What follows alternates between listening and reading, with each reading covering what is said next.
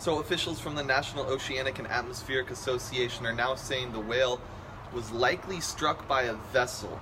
This knowledge comes by way of a necropsy that was conducted on Saturday, for which preliminary results were just now available. So a team of scientists and researchers and volunteers went down to check out the whale carcass last weekend, and they found some injuries which indicate blunt force trauma. So the whale's head was fractured, the researchers found, and there's some bruising and hemorrhaging going on inside the whale carcass. So these injuries indicate some kind of blunt force trauma that was most likely caused by a large vessel. So NOAA scientists from the Protected Resources Division, along with volunteers, conducted the necropsy at Young's Point, which is across from Douglas Island over here on the backside of Douglas, to learn as much as they can about how the whale died. They identified the whale as what they call a subadult male that measures about 38.7 feet long. The whale was between the ages of 2 and 5 years old, is their best guess at this point.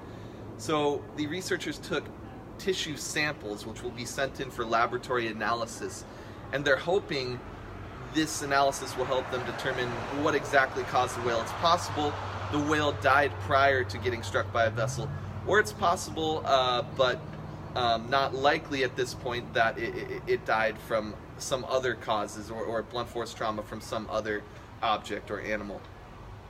So if a vessel did strike the whale, it's likely to have happened between May 20th and May 27th, NOAA said, and that's based off of reports given from citizens who had seen the whale carcass at different points on the backside of Douglas during that week.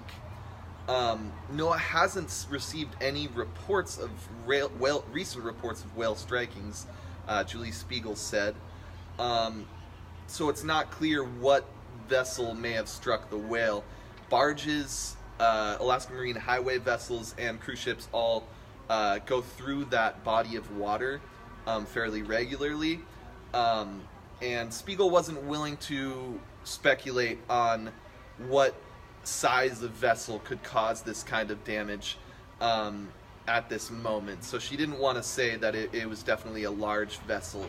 It's just too early to tell, and scientists generally don't like to speculate on things like that. So Bob Marvell, a law enforcement officer with NOAA, told the Empire Tuesday that any fines or repercussions to a vessel would depend on the circumstances. So the federal government has certain regulations for coming into contact or coming close to humpback whales. Vessels are required by federal law to stay 100 yards away from a humpback whale, or to do everything they can to stay 100 yards away. And that includes not knowingly going into the pathway of a whale that, when it surfaced, would put a vessel within that 100-yard boundary. But Marvell said that because it's so circumstantial, they're not sure yet whether any vessel would potentially be held responsible for